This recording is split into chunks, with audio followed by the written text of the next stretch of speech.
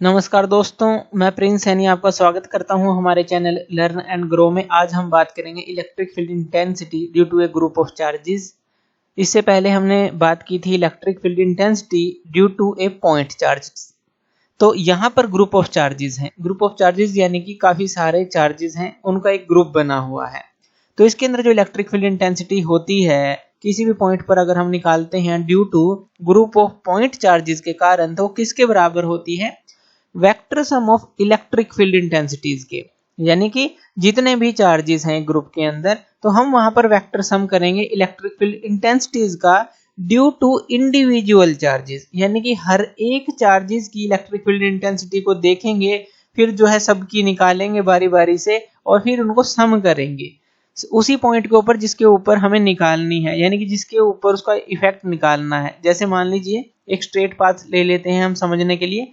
यहाँ पर एक चार्ज ले लेते हैं टेस्ट चार्ज, जिसके ऊपर हम इलेक्ट्रिक फील्ड इंटेंसिटी को निकालेंगे। मान लीजिए क्यू नोट आप इसको ले लेते हैं, और इस तरफ आप ले लेते हैं ग्रुप ऑफ चार्जेस जो आपने पॉइंट चार्जेस लिए हैं, जिनको आप प्लस Q1 प्लस Q2 इस तरह से डिनोट कर सकते हैं। जैसे मान लीजिए ये Q1 है, ये Q2 है, ये Q3 है। इस तरह से ये सारे हैं Q1 चार्जेस, या कितने भी आप चार्जेस ले सकते हैं। ग्रुप ऑफ चार्जेस आपने ले लिया। अब ये इलेक्ट्रिक फील्ड इंटेंसिटी किस तरह से निकाली जाएगी? हर एक जो पॉइंट चार्ज है उसके कारण से इसके ऊपर जो इलेक्ट्रिक फील्ड इंटेंसिटी है उसकी पावर जो इसके ऊपर लग रही है, ये जो फोर्स इसके ऊपर लगा रहा है, वो कैलकुलेट करके इलेक्ट्रिक फील्ड इंटेंसिटी हम निकालेंगे। इलेक्ट्रिक फील्ड इंटेंसिटी का फॉर्मूला हमें पता है क्या होता है, फोर्स बाय क्यू नोट, यही होता है। इलेक्ट्रिक फील्ड इंटेंसिटी एक वेक्टर होती है जिसकी डायरेक्शन फोर्स की डायरेक्शन में ही होती है। ये पिछले लेक्चर्स में हम डिस्कस कर चुके हैं। तो जब Q1 है, Q1 जो है इसके ऊपर Q नोट के ऊपर मान लीजिए फोर्स लगाएगा, तो वो इस तरह से लगाएगा। पहले तो हम इसकी इलेक्ट्रिक फील्ड इंटेंसिटी निकालेंगे। ये इस तरह से हम निकालेंगे कि और कोई चार्ज यहाँ पर प्रेजेंट ना हो। इस तरह से हम मानेंगे कि सिर्फ Q1 है, इसकी इलेक्ट्रिक फील्ड इंटेंसिटी निकाली, फिर Q2 की निकाली, फिर Q3 की निकाली। इस तरह से हर एक चार्ज की जो इलेक्ट्रिक फील्ड इंटेंसिटी है हम निकालेंगे, और इसको हम फिर वेक्टर सम करेंगे और फाइंड आउट करेंगे। यानी कि बारी बारी से सब की इलेक्ट्रिक फील्ड इंटेंसिटी को निकालेंगे। यानी कि जो इलेक्ट्रिक फील्ड इंटेंसिटी होगी, अगर हम टोटल देखें तो यहाँ पर क्या होगा, E1 plus E2 plus E3 plus E4 En, जितने भी चार्जेस हैं उन सब की इलेक्ट्रिक फील्ड इंटेंसिटी को ऐड कर दिया जाएगा। और इलेक्ट्रिक फील्ड इंटेंसिटी होती है फोर्स बाय क्यू नोट, ये होती है। तो इलेक्ट्रिक फील्ड इंटेंसिटी का फॉर्मूला हमारा बनेगा 1/4 pi epsilon not QI by RI का स्क्वायर यहाँ पर। और यहाँ पर ये जो है हमारा I जो है हमारा, ये क्या होगा 1 से n तक, I 1 से n। I यहाँ पर क्या है, यानी कि जो डिस्टेंस है, जैसे कि Q1 से Q नोट तक का जो डिस्टेंस है, मान लीजिए ये हमारा R1 है, ये R2 है, ये R3 है, उस तरह से। तो वो चीज हमने ली, तो ये डिस्टेंस है। और ये यूनिट वेक्टर है। यूनिट वेक्टर यानी कि डायरेक्शन दिखा रहा है कि Q1 से Q नोट की तरफ जो डायरेक्टेड वेक्टर है हमारा, Q2 से Q नोट की तरफ हमारा डायरेक्टेड वेक्टर है। तो डायरेक्शन एक तरह से दिखा रहा है। तो यहाँ पर ये हमारा हो गया कोई भी जो पॉइंट चार्ज हम ले रहे हैं। अगर 1 ले रहे हैं तो 1 के कारण से, और 1 का अगर हम 1 ले रहे हैं मान लीजिए, तो यहाँ से यहाँ तक का डिस्टेंस देखेंगे, तो यानी कि जो पोजीशन वेक्टर है इनका वो देखेंगे, तो यहाँ पर R वही आ जाएगा जैसे R1, यहाँ Q1, यहाँ R1, और यहाँ भी यूनिट वेक्टर R1, क्योंकि ये Q1 से Q नोट की तरफ दिखा रहा है कि ये डायरेक्शन है उसकी। तो इस तरह से इलेक्ट्रिक फील्ड इंटेंसिटी जो है ये निकलती है। अब इसको प्रॉपर समझते हैं कि जो फोर्स की वैल्यू है क्या आती है। अगर हम इसको वैक्यूम में यानी कि स्पेस में लें कुछ चार्जेस को इस तरह के, और एक हमारा जो टेस्ट चार्ज है उसके ऊपर इसकी इलेक्ट्रिक फील्ड इंटेंसिटी को फाइंड आउट करें, तो ये तो हमने एक फॉर्मूला डिस्कस किया सिंपली। तो चलिए इसको डिस्कस करते हैं। अब मान लेते हैं हमने स्पेस के अंदर जो है एक कोऑर्डिनेट सिस्टम ले लिया, और यहाँ पर हमने एक टेस्ट चार्ज ले लिया। अब ये जो टेस्ट चार्ज है हम इसको लिख देते हैं कि ये हमारा Q नोट है, और हमने ग्रुप ऑफ चार्जेस ले लिए। अब यहाँ पर हम मान लेते हैं कि 3 चार्ज ले लेते हैं। एक तो हमने ले लिया Q1, एक ले लिया Q2, और एक ले लिया Q3, ग्रुप ऑफ चार्जेस। अब इस ग्रुप ऑफ चार्जेस के कारण जो इसके ऊपर इलेक्ट्रिक फील्ड इंटेंसिटी हमारी एक्ट करेगी, उसकी वैल्यू को निकालेंगे। अब यहाँ से ये ओरिजिन हम मान लेते हैं, यहाँ पर हम मान लेते हैं ये X है, ये Y है, और ये Z है। इस तरह से हम जो है ओरिजिन से अब इसका जो पोजीशन है वो देख लेते हैं, यानी कि पोजीशन वेक्टर Q नोट का देख लेते हैं। तो मान लेते हैं ये है, और इसको हम मान लेते हैं कि ये RO है, इस तरह से मान लेते हैं। इसी तरह से Q1 तक का, Q2 तक का और Q3 तक का भी हम लिख लेते हैं। Q1 तक का R1 लिख लेते हैं, Q2 तक का R2 लिख लेते हैं, Q3 तक का जो है R3 लिख लेते हैं, इस तरह से। अब देखिए जो Q1 है, Q1 इसके ऊपर जो है फोर्स लगाएगा, इसके ऊपर Q0 के ऊपर। तो हम यहाँ पर एक वेक्टर ले लेते हैं और ये जो वेक्टर है हम यहाँ पर लिख लेते हैं R10, क्योंकि यहाँ से ये इस तरफ की ओर जा रहा है, तो ये लिख लेते हैं इसको। अब देखिए जब ये इसके ऊपर फोर्स लगाएगा, यानी कि Q0 के ऊपर Q1 के कारण से फोर्स जो लगेगी उसको हम क्या लिखेंगे, F01 लिखेंगे, क्योंकि Q0 चार्ज पर लग रही है और Q1 चार्ज के कारण लग रही है, तो F01। तो अगर हम F01 की वैल्यू को निकालें तो फोर्स क्या होगा हमारे पास, इसका फॉर्मूला हमें पता है 1/4πε0।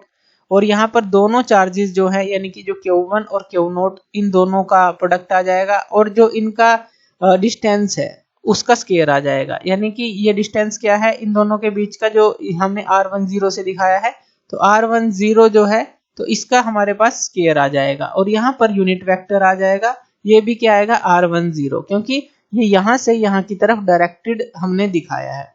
तो इस तरह से आप निकालेंगे। इसी तरह से जो Q2 है, अब मान लेते हैं जो Q2 है इसके ऊपर जो फोर्स लगा रहा है, तो जो ये होगा हमारा, ये इस तरफ हम दिखा देते हैं कि Q0 पर 2 के कारण जो फोर्स लगेगी, और यहाँ से हम ये लिख देते हैं R20, यानी कि डायरेक्टेड 2 से जो Q2 चार्ज से Q0 चार्ज की तरफ जा रहा है। तो यहाँ पर आप F02 को भी निकाल सकते हैं, यानी कि Q0 चार्ज पर जो है Q2 के कारण जो फोर्स लगेगी वो चीज। तो यहाँ पर ये क्या आ जाएगी 1/4πε0, यहाँ पर Q2 आ जाएगा, यहाँ पर ये Q0 ही रहेगा और यहाँ पर आ जाएगा R20 का स्क्वायर और यहाँ R यूनिट वेक्टर 20।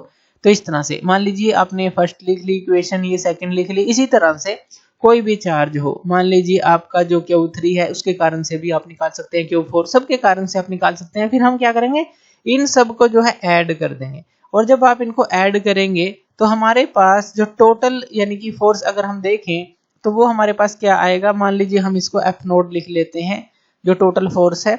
अब यहाँ पर ये क्या आ जाएगी 1/4πε0 और यहाँ पर ये क्या आ जाएगा समेशन I1 से लेकर N तक, यानी कि I1 से N हमारा वेरी होगा।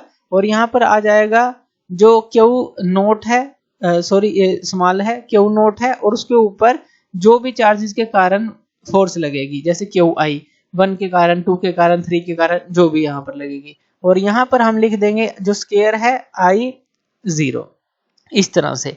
जैसे यहाँ 10 था, 20 था, तो I0 1 2 3 जो भी यहाँ पर आएगा वो लिख देंगे। और यहाँ पर इसी तरह से यूनिट वेक्टर आ जाएगा I0।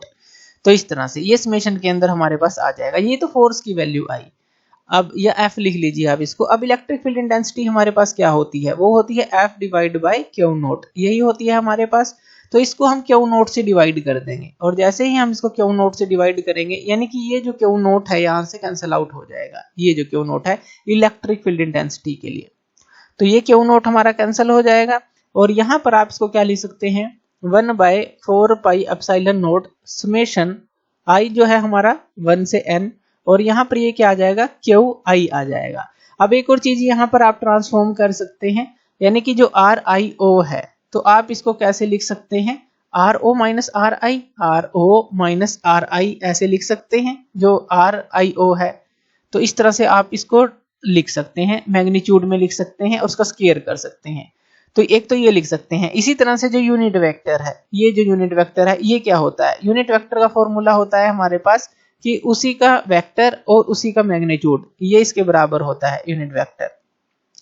अगर इसको भी हम ओपन कर दें तो यहाँ पर भी RO माइनस RI लिख सकते हैं वैसे तो आप। तो यहाँ पर आप यहाँ पर क्या लिख देंगे RO माइनस RI।